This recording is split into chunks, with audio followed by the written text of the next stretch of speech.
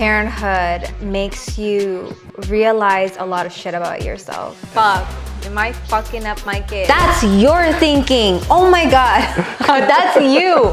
For me, it was always that like revenge type of mentality. Envy is jealousy unchecked. She didn't remember until that moment at 40 something years old what the real story was. And I was just crying. What the fuck am I doing? I feel like I'm not good enough. Your belief has to be stronger than theirs. If they don't want to come on board for the ride, then fuck them. Welcome to Real Shit, where we talk about shit that you don't want to hear, but need to hear. In this episode, we're talking about how parenting changes your perspective on life. If you don't know now, my name's Khalil. My name is Jasmin, and we've been parents now for about almost 5 years. Almost. So we're almost. Oh my God, 5 years? Almost vets in the game. Yeah. So we've been doing this now for half a decade.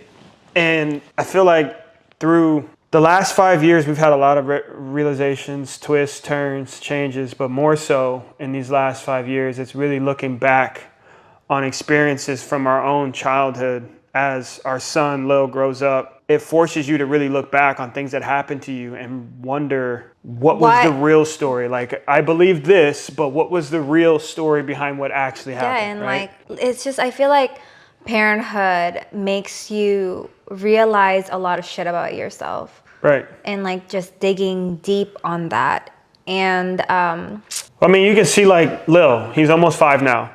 And you can see, for instance, very, very basic example. He won't go in his room with the lights off and sleep by himself because he believes that there's monsters in the closet. Okay? But he believes that. That's his belief. But we know different. Yeah. Right? So through all those different phases of childhood, it makes you like really think like, was it my childlike mind that believed it was this way? Or is that what actually happened? And I think there's a lot of confusion. Like you would go through your entire life holding grudges or believing things about your parents or all these different things because you came at it with a childlike like for example, like I just hate being let down. I hate it so much. For example, when my husband, he would go golf, right? He would go golf and then he says, oh, I'm gonna be home at 5 o'clock. And then when it's already 5 o'clock. 5:01. And he's still not home. I get so mad because stop telling me that you're gonna get home at this time when you're not gonna get home at that time. It's like, stop getting my hopes up that you're gonna. Okay, first of all, you can see how riled up she is, but what you don't know, the real situation is if I'm out there, obviously I'm playing as fast as I possibly can. If I assumed that the game was going to take me 3 hours, but the tee times were lined up, the guys in front of me are playing slow, 2 guys in front of them are playing super slow, that is completely out of my control. So why would you get mad at me for that kind of situation? I don't know, just communicate it with me. Yeah, but if I'm out there, and I usually do, and if I'm out there, like, why would you assume the worst? No, I'm not assuming the worst. It's just like, damn, you've been gone for a really long time. But anyways. But that goes back to your childhood. Yeah. So I've just always hated being let down. Like, you know, when somebody hypes something up and they're like, oh my God, we're going to do X, Y, and Z. And then the day comes, it's like, oh, it's not happening. What's an example? So like, for example, when we were kids, my parents would always promise to like do something fun, like go to Disneyland or go do like just fun stuff. And they would hype it up like, oh my God, we're gonna have so much fun. We're gonna go this on this day.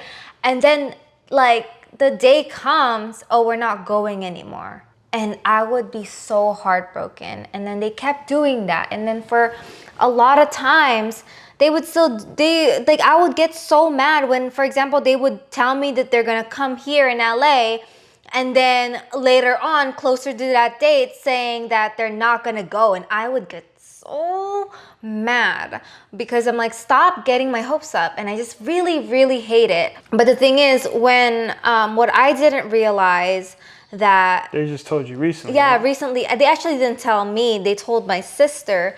Is that back then when we were kids, the unexpected things like came up was to them helping their families in like emergency and stuff. Financially, right? Financially. And then the money that was supposed to, that's supposed to be used for us having fun, going to places and, doing fun stuff with the family, it will just be gone.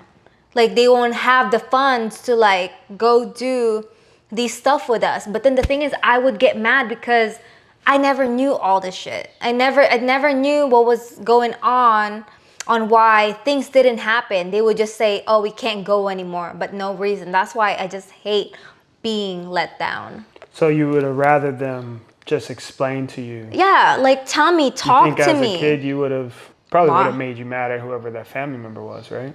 Yeah, I guess, For but it's just like, I opportunity. think even with now, we do a really good job of explaining to Lil why we do things. Why we're trying. I think we do like a pretty good job. Sometimes he understands, a lot of times he doesn't. Right. But I feel like one day they will just understand more. But I think getting into the habit of explaining why things are, is very important, just to like, because you just kind of just get left. Is it under the shadow? Is that the word? Yeah, I don't know. Oh, is that left in the dark? Yeah, you kind of like left. Yeah. That's the word. You're just kind of like left in the dark. You just don't know what's going on, and like, and a lot of times we were old enough to really understand. Yeah. We're not 4. They're trying to protect 7. you from whatever the situation. Yeah, but it just created a belief system. Yeah. In you. Yeah. And I think my mom told me a story about when she was a kid, and her whole life she had grown up with this I don't know, like I think it was like just being scared of men in general. Mm-hmm. Or scared. She was scared to make mistakes. Yeah. And it was all the way up until adulthood, and it wasn't until she was in her 40s, and it was a friend of hers. They were having like a really, really deep conversation. Her friend was like a mindset coach, and she was trying to work through childhood traumas. And she had my mom go back and think about like as far as she could remember. And I think she said she was like 3 or 4 at the time, which is like Lil's age. And she told this story that she had believed all the way up to this point where all she knew was that her uncle grabbed her up by the ankles of her jeans and was just beating the shit out of her. And was just like whooping her and whooping her and whooping her. And that's all she could remember. And she felt like ever since that point, she was really, really scared to make mistakes, because she felt like a mistake would lead her to that kind of pain of just being whooped over and over and over again. And then when she worked with this woman and they really dug into the story, she found out and she started to remember what the real story was. She was in Florida, and in Florida they have these giant red ant mounds. And they told her to stay away from the red ant mounds. And she wasn't paying attention. She was being a little 4-year-old, and she was playing around, and she fell into one. Mm-hmm. And when she fell into one, she got covered in all these red ants, which bite and sting, and it hurts really, really bad. So her uncle ran over and grabbed her by the ankle and was knocking off the red ants. And she thought she was being punished for the mistake, but he was trying to save her from all the red ants. Yeah, and she doesn't remember. She didn't remember until that moment at 40-something years old that's what the real story was. So she lived her entire life with this relationship to making a mistake, when in actuality, it wasn't even what she thought it was. Yeah. So that's why, like, when Lil makes mistakes now, I'm always like, we gotta let him make mistakes. Yes, we can't. I just can't jump down his throat. Like, why did you do that? Right. Because you never know when that switch is going to happen, right? Her uncle didn't know, like, this is going to stick for the rest of her life. He probably just thought, like, this is just something. Oh my God. That's why every day I'm just like, am I fucking traumatizing my kid? Yeah. Am I traumatizing my kid? Like, it's just like at the back of my head, and I'm just like, oh my God, like I'm just living like. Because you never know that, like, one small thing that could be like, oh, now he all of a sudden remembers, and he locked this in. This is just part of him. Fuck, am I fucking up my kid? Like every day of my life. Right. It's like, because I don't want that. Right. So I mean, I think recently something came up for you where. Oh my God. This was like a week ago. I was just like crying to Khalil because there's this like agency that I wanted to be a part of, and I talked to them. They like hyped it up. They got me like really excited, and the same thing, right? yeah, they like really hyped it up, like making it seem like it was just a done deal. It was just like a no-brainer, and then later on pretty much telling me like, hey, you're not good enough, you need to niche down, you need to do X, Y, and Z, and just like not telling me like I'm not good enough. And I was just crying, and I was just so heartbroken. And yeah, and Khalil was just giving me a pep talk. I'm gonna insert, we should insert the pep talk here. Yeah. I feel like I'm not good enough. What did we talk about last week? Fuck these people. If she thinks you're not good enough, then fuck them. They don't deserve you. That doesn't mean you aren't good enough. That means they don't see it, and that's their fucking problem. That's not a you problem. I don't agree with any of the shit she just said. You can't measure your self-worth based on somebody else's opinion. That's their opinion. That's it. Yeah. Why would you tear yourself down any more than you did before? You gotta take the mindset of, I'm gonna fucking show you. You don't believe in me? Fine. Pick your head up, man. Okay. No, physically pick it up. Cannot let this crumble you. You understand? Okay. Yeah, and Khalil was just giving me a pep talk. I'm gonna insert, we should insert the pep talk here. Yeah, absolutely. I mean, they probably won't even hear us talking right now. It should be just video playing. Yeah. But I mean, I'm glad you got that on film, on accident. Oh my But- God, I was carrying, so I just came from fucking Costco when I saw the email, and I already cried in the car. And then I was like, cause Khalil was like, you better not cry, or you better something, I don't know, you better come home and not have like a red face. So I was like getting myself together. And then like as I was like carrying the groceries, like my phone was just recording, and then I didn't even realize it was recording until like. What was the thought process though? What? Like why did that make you so emotional? Because I just don't like feeling like I'm not good enough. But why when they didn't accept you, like why did that make you feel like you aren't good enough as opposed to just not a good fit? Ooh, that's a hard question. I feel like it's because I don't know, I just tie my worth to other people's words a lot of times. And I don't know why I do that to myself. So is it like when we had the first call with them, did you in your mind start making like all these expectations? No. Well, I guess, because they made it seem like, you know, it was like a no-brainer, but obviously at the same time, I was like kind of like preparing myself for the letdown, because I'm like, don't think about it too much, like, you know, if they reject you and stuff. So I was still like preparing myself for that. But I just feel like, for me, I don't know how to explain that I feel like I'm not good enough. Like that feeling. I don't know how to like. Of being rejected? Yeah, I don't know why I feel like that. It's something that I'm having a hard time with. I've always like, I don't do well with rejection. I don't like making mistakes. I think we talked about this before, about my upbringing and stuff, but I really do not like rejection because it's just like tied up to me, just like making mistakes, not being good enough, not being perfect, like that stuff. So my question is, when somebody says, let's say somebody said flat out, you're not good enough, why do you believe them?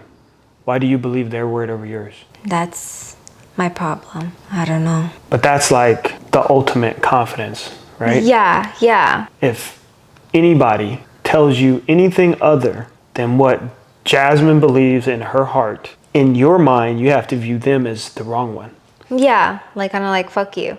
Yeah. Well, I mean, when it comes to, obviously, if you're being an asshole, you're being an asshole. Yeah. But when it comes to like your life's mission and like what you're trying to do, your belief has to be stronger than theirs. If they don't want to come on board for the ride, then fuck them, right? They can get in the list, get on the list of haters. Because eventually, when you do actually make it, because that's the only thing, from what I've learned, that's the only thing that's going to keep you going and keep you motivated and keep you to continue pushing on and pushing towards the goal. Because had I, like, when I was trying to play ball, had I just accepted the first time somebody told me I wasn't good enough, my career would have stopped at Pee Wee football. I know. I don't even know. Like, how do you, like, how did you ever deal with that? Like, he got rejected so many fucking Since times. the first time I played football. Like, literally, the very first time I played tackle football, got cut. But it was like, for me, it was always that like revenge type of mentality. Where it's like, okay, you cut me now, but eventually you're gonna have to see me. And when you do, we'll see who wins at that point. And you might even beat me again the second time, but we're gonna play again. And if you beat me the third time, we're gonna keep playing until I know that's how you play with, like, what's that? Like that. whatever it is. I know when we would play games, that's how you feel. Because in my mind, like, I have to find a way to win. Like, I'm not satisfied until I find the way for me to win. I can't just take the L and just be like, all right, well, I'm just gonna go play a different game. It's like, nah, you beat me in that. Like, how did you beat me? Where did I miss? What did you do better than me? How can I find a way to beat you? And then when I beat you, I want you to want to play me again so I can beat you again. But that's just the way that I've gotten through everything. Like, got cut first time I played, got told I wasn't good enough in high school. But really where it really started to come out was immediately after college, where it was like, just like you, I thought it was a done deal. Because I thought I did enough in college to earn at least an opportunity. But then you see like all these other people around you get opportunities and I don't. Then I get faced with that. And it's like, am I not good enough or are they just not seeing me yet? Let me make myself louder. And then you go out and try again. And then they tell you you're not good enough again. And you keep going and going and going. But eventually, every time you fail or every time they tell you you're not good enough, you get presented with an opportunity to become better. Because maybe what they're saying that you're not good enough and maybe they're right. And maybe you do have to accept that. But at that point, now you can go change those things and you can line it up again. And it's like, okay, well, I changed this. Let me see if that worked. And they still might beat you. They still might say you're not good enough. But then it's like, okay, well, I know I fixed this. What's the next thing that I can fix? But eventually through that process, you become unbeatable. Where it's like, it doesn't matter who the fuck tells you no, because you've become this person now. Where now all of a sudden, like I told you the story the other day about the agent. When I was I was trying so hard, like all these tryouts I was doing, had this opportunity with one of my coaches, shout out JT. He got this agent to come take a look at us at our workouts. And it was me and this big ass tight end, a couple receivers, and the agent came out to watch all of us to see like, you know, who he wanted to sign. And he ended up signing, I think, 2 or 3 of the guys. But he told JT on the side, he was like, yeah, I don't think he's gonna be able to make it, right? And then next year, I ended up getting signed. Balled out the whole year, and then guess who comes back? That could. Hey, I was just wondering, man. It looked like he really balled out up there. He was crushing it. Does he have any representation? Like all of a sudden you come back. It's like that old like Mike Jones quote. Back then they didn't want me, now I'm hot, they all on me. Like literally they start to come back as you start to grow and become this new version, a new person. But like that's why I was trying to tell you like fuck them, because you can still become everything you want to become with or without them. Yeah. Right? Yeah, kind of on that same talk, I heard this quote that was it said envy is just jealousy unchecked. Yeah, like they just sound the same though. Like I thought they were the same. I used to think they were the same. And through everything I was just talking about, I used to think it was the same. Because in that same situation, guys that I lined up with, guys that I played with, were getting those opportunities. And you're just like, fuck you. Well, I mean, it's like, why are they getting that and not me? I worked so hard, and you see these other people, they're not even working as hard as you. Yeah. And but that for me was like, I was becoming this negative person at that time, because I wasn't happy for my friends. Like they would hit me up, people would tell me like they got signed, people would tell me they, you know, going to such and such training camp and all these things. And, you know, in their face or whoever I was talking to, I was like, oh man, that's great, good for them. But as soon as we stopped talking, I was like, man, fuck that. I know I put in more work than that guy. I know my stats are better than that guy. I know I can go in there and do. And I just wanted so bad, like what they got, that it started to put me in this place where it's like, I was wasn't just even salty. trying to see, these guys are my friends. And I didn't want to see them win because I didn't get there. So that's what I'm saying. Like, I didn't really get this quote until I really thought about it, because it's like, it's okay to be jealous and want to get to that level, but it's not okay to be envious and be like, I want to tear him down so that I can be in that place. And there's a really big difference in that, because because it literally like lit a fire. Like I was fuming sometimes because I was like, I can't believe this fucking guy got X, Y, and Z, and I'm still sitting here working at fucking doggy daycare with as much work as I'm putting in. And they were just getting opportunity after opportunity after. It's like these guys were going to 5, 6, 7 tryouts. My phone didn't ring one time. So that's where it turned from that jealousy to like envy. I feel like those situations, it's hard. It's like like I said, you work so hard to not get an opportunity, and it's like, why the fuck is this happening to me? Then you become a hater.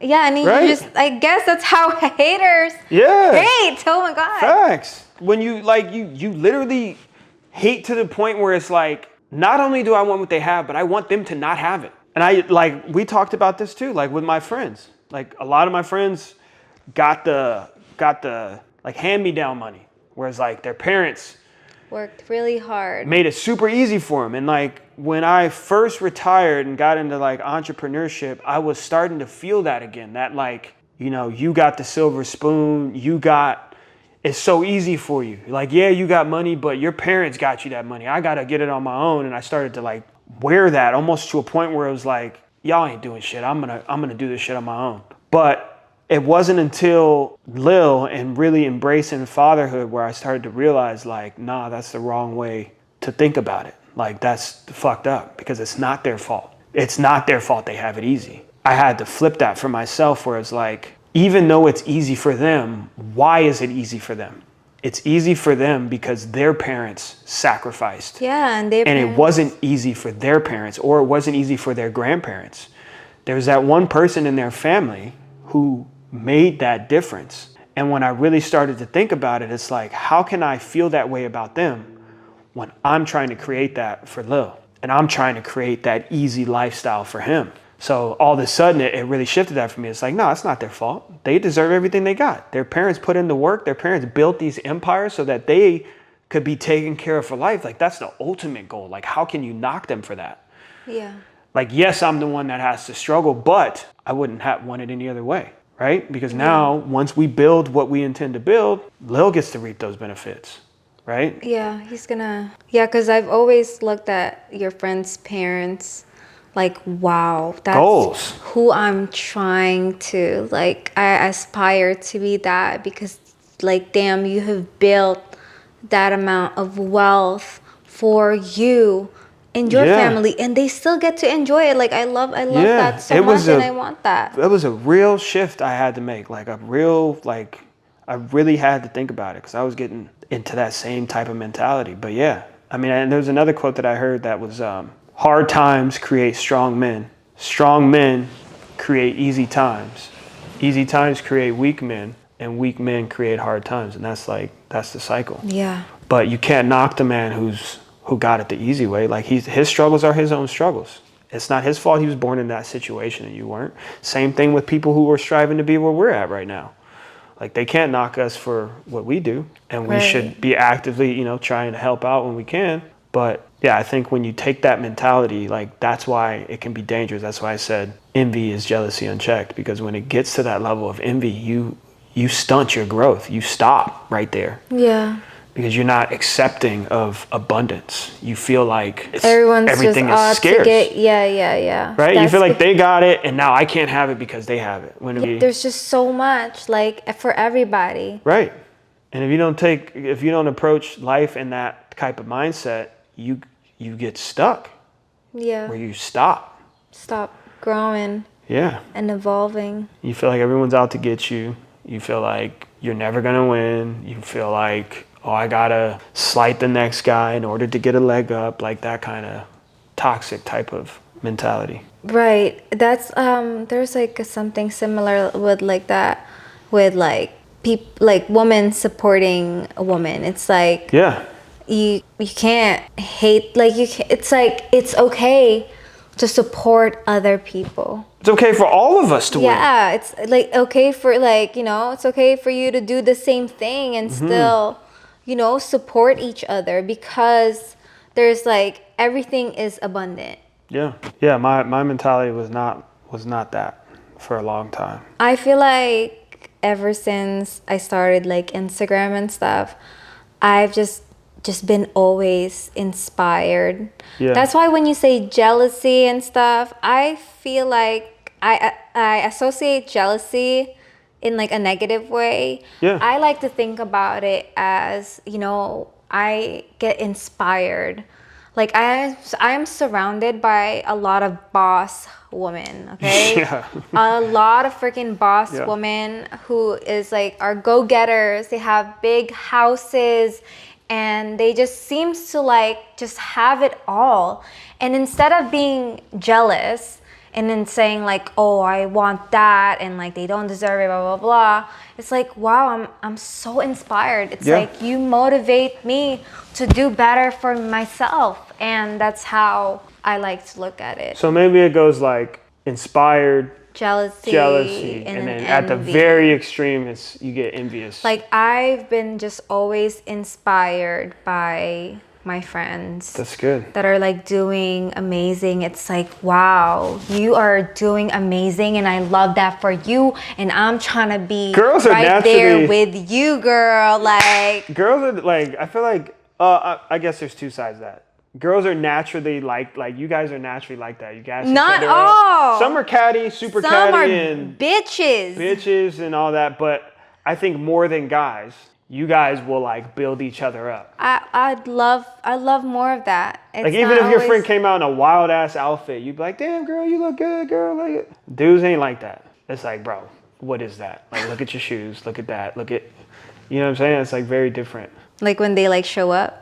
Yeah, or whatever the situation is. Girls will like gas each other up. You guys are actively trying. Well, unless they're wearing something like not cute, you can't be letting your girl look not cute out. I've seen y'all do it. What do you mean? I've seen y'all do it where a What girl do will you come out in an mean? outfit. No, that's your thinking. No, I've heard you guys say it, and then I gotta like check myself. Like, are we seeing the same outfit? Are we seeing the same thing? You probably not like it, but hey, I just think if it's ugly, but hey, you got some other outfit. I have never heard y'all say that ever. What do you mean? We just like go back inside and change. No, because all my friends' outfit are fire. What the heck? So what are we, just fake? Yeah, hell yeah, women be fake. Yeah, sometimes. So girls are just looking at my outfit and saying like, oh. I'm not saying you. I'm saying I've seen it happen with other people. You're like, damn, girl, you look good. I was like, does she? That's your thinking. Oh my God. That's you. Like what? Like, this is not, I know exactly what you're talking about. You're just a hater. Am I? Yeah, you're a hater. For real. You got I feel like I'm hating. I'm just You gotta hate.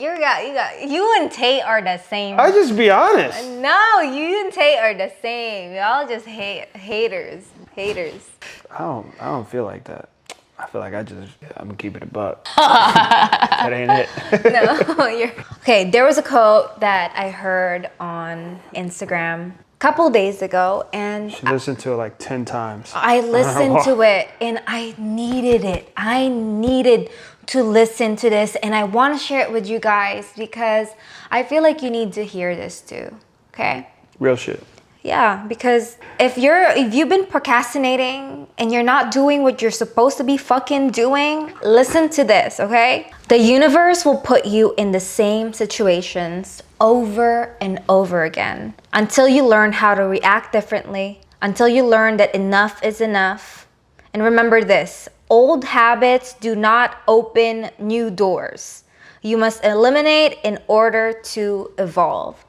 So let me say that again. Life, like the universe, will keep teaching you and showing you the same things over and over again. You're asking like, God, why is this happening to me? I feel like life is against me. Like, why am I still stuck in the same position as I was before? Why does this shit keep happening to me?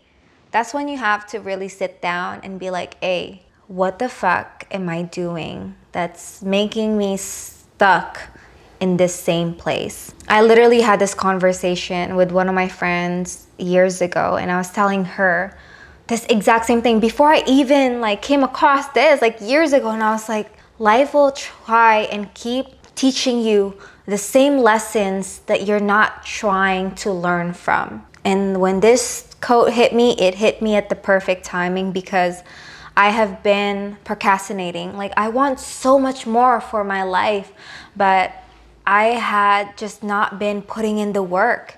And I was making so many excuses for myself. I was just, like, oh, I'm too tired. Like, I have no time. But I do have time. I'm just always making excuses. And I was like, okay, enough is enough. I need to get out of my head and get out of my ass, because I am not doing what I'm supposed to be doing. And ever since that day, and ever since we talked, like, I've just been on my shit. Like, I need to do the work. I need to learn this lesson that life is trying to teach me. Yeah. How's that feel? She always be doing that to me. But yeah, I mean, I agree. I mean, I think we've talked about it multiple times, and you've wanted to wake up early and do all these things. And then, I wake up at 4 a.m. every day. I just couldn't, okay, for the longest time. And she's like, wake me up when you wake up. I'm like, all right, I'll wake you up when I wake up. I go to wake her up, and she's like, I didn't sleep good last night. Let me get another hour. I'm like, well, I ain't about to sit here for another hour, so I'll see you when you wake up. Go downstairs. No. Next day comes, same thing. Wake me up. Lil didn't sleep good, so I'm gonna just... It's like, look, man, I ain't gonna keep spending this 10 minutes to wake you up if you're not gonna just get your ass out of bed. So it came down to the point, it was like, well... Months. It's been going on. I told him yesterday. Yeah. It's been going on since the daylight savings. Yeah, I was like, you can't use daylight savings. It's May. It's June. And you're still using daylight savings. Like, you got to get your ass up and adjust. But it was like, Fuck me up, okay? You're missing a good block of 2 to 3 useful hours before the day gets started. And when we really looked at everything that needed to be done in order for us to get to where we want to go, like... I needed that time. It's a big bottleneck. Oh, let me just tell you what he's been doing recently to help me wake up in the morning. So he's been bringing me coffee. He wakes me up gently. He just kisses me. And oh, listen, I hate when I get woken up. Like, wake up, wake up. Like, Suddenly. I feel like I'm gonna have a fucking heart attack. I told him, I have made sure, I'm like, can you please wake me up gently? Like, I want like soft, like gentle. I don't like the loud alarms. Like, it gives me like this little like anxiety or like heart attack feeling. But he like wakes me up so gently, bring me coffee. Not yesterday. What do you mean? Because you tried to pull some bullshit again yesterday. What did I do? All right. First of all, a couple times, her ass was waking up, and her excuse was like, all right, I'm going to just work in bed. And she would sit there and try and work in bed, and then she would fall her ass back to sleep. She was like, all right, so we're not going to let that excuse happen anymore. I'm going to carry this chair up from downstairs. And you're like, all right, I'm going to get out of bed, and I'm going to get into this chair. And it's like, okay, cool. Night 1, you got into the chair. Night 2, there's a stack of clothes on the chair. And I'm like, what do? You're not going to get in the chair? And she's like, no, I'm just doing here. There's clothes over there. So I picked the clothes up and I moved them onto the bed, and I picked her ass up and I moved her onto the chair. He carried me. Like, you got to get your ass up. Because I get cold. All of those excuses are going to keep you stuck. Yeah. None of those can exist. We need to hold ourselves accountable. Yes, and in order for things to change, you have to make changes. Facts. And these are the same things that we tell our clients. It's like, hey, how are you, like, you're not seeing results? Why? Why are you not seeing results? Oh, because you're not following anything, you're not tracking, Yeah. you're trying to starve yourself and then binging. Like, we've done that before. Why are we still doing it? So just getting to the bottom of things, acknowledging like what we're doing, and really just being honest with ourselves. And then that's when we can just like tackle what's going on and, you know, change some things. Yeah, I mean, shit got so rushed. We were talking about taking our ass to Texas. We were like, we gotta get out of here. I'm gonna be real. This is some real fucking shit, okay? This is some real shit. It's expensive out here in LA. Yeah. It's expensive. Like, we were looking at houses here for like $1 million, and it's like a shack. Yeah, I mean, Okay. $1 million's like the bottoms out here. You not even in a good area, not a big No. house. We saw one yesterday that was like $2 million for 900 square feet. Like, it's wild out here. Bro, I'm not even kidding. 2 million for 900 square Yeah. like it was crazy. It's like a shack. But then we were looking at Texas. Texas was like, we could get this big ass mansion. We could be living out there. But then it got to a point where we went to one of her friends' birthdays. Yeah. And it was like, if we did that, we're cutting off a whole network of people, and we're cutting off friendships.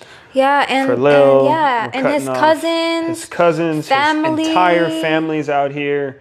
So it was like facing the facts of like, okay, well, what do we have to change to make it where we can stay here for right now? It might be hard-headed, but also it's that inspiration that you were just talking about. It's like I'm so inspired by the people I'm surrounded by. Like, I'm surrounded by amazing fucking people, amazing women, and I just want to keep striving to be better, and I'm ready to work my ass off, you know, like they're thriving out here. They're not just living out here, they're thriving out here.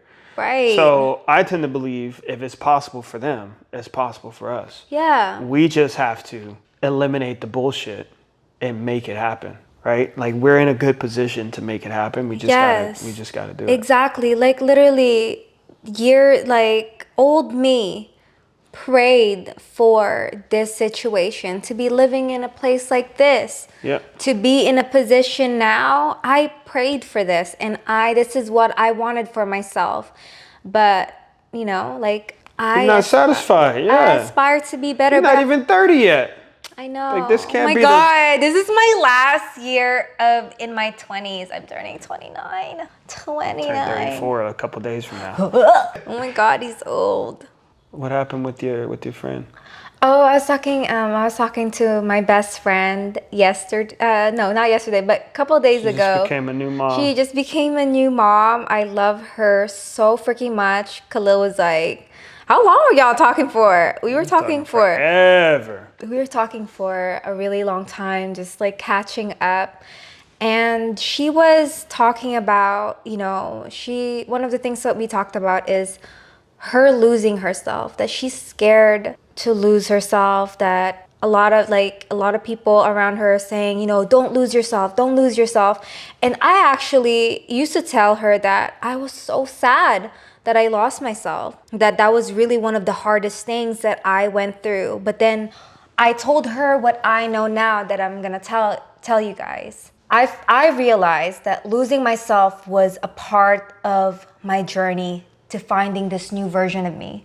If I didn't lose myself, I wouldn't have been this woman that I am now. I'm like, I'm strong, I'm resilient, I'm powerful. I am like this woman that I am now is 100 times better than I was before. And I'm so glad that I found her. So losing myself in the process of it all, it was just meant to happen, and it's okay. And the thing is, I feel like we shouldn't resist losing a bit of ourselves, because like I said, that is the path to finding that new version of you, that better version of you. Yeah, losing yourself allows you, and it makes space for a new version of you, right? And I think if you hold on to that old version of you so tightly, it makes you stay stuck, especially when it comes to parenthood. That's what a lot of people don't understand about parenthood is like, you don't have a choice. The second that baby comes out, you are a new person. Yes. Whether you like it or not, things have changed now. Like it's totally, your thoughts are different, your priorities are different, your time is different. Everything about you is different. And I think the longer you resist that, the harder parenting becomes. Exactly. And I feel like you gotta embrace it. You gotta embrace the discomfort that it's giving you. And it's just remember that this is all part of your growth. This is all part of your journey. It's all part of you becoming this better version of you for you and your family. Like you need to grow. You need to grow for your kids. You need to grow for yourself. You need to grow for your family. Isn't that crazy? What? Don't that sound like What? the conversation we were just having about waking your ass up and all of the things you literally just said? I just, you know what it is? When it's coming from his mouth. But you know it. You know it. You can talk to you. I do talk to me. I'm saying your self-talk, like if you're going to tell yourself you're not good enough, you should be saying just as much, even more. Everything you just said to yourself. See, I have good days and I have what I'm telling you, like I have great days. I have really fantastic days. And I also have days where I'm doubting myself, that I just like, damn, like what am I doing in my life? Like, am I a failure? But that mindset is the same. So when you're talking about your friend and going through her new experience with becoming a mom, when we're talking about business and we're talking about these other areas in our life where we're trying to grow, it's literally embracing the discomfort. Embracing the discomfort. That's the bottom of it all. Even with fitness, same exact mindset. It's like, yeah, it's uncomfortable as shit. Right, because we had that client that we were talking about, right? Who is, for the first time in like almost a decade, about to break 200 pounds. And here comes the resistance, because now breaking 200 pounds signifies that now she has to be this new person and she's letting go of this old person. And now there's that resistance that comes up because it's been so long that she's become this person. Yeah. So on the other side of 200 pounds, it's like, damn, what does that mean? Like, what is that? I have to give up. All these people are going to be making comments about me now. All these people are going to be talking about me differently. And it becomes this like, who am I type of deal. Yeah. But it's okay to become a new you. Like, why? Right.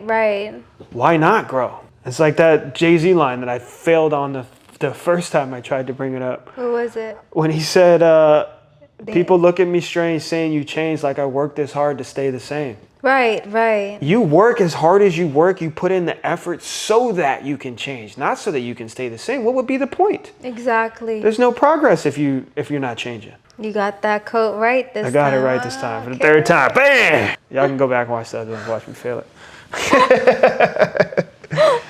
All right. How do we wrap it up? I don't know. We never know how to wrap this up. Go watch the other videos where we're talking about other shit. All right, guys.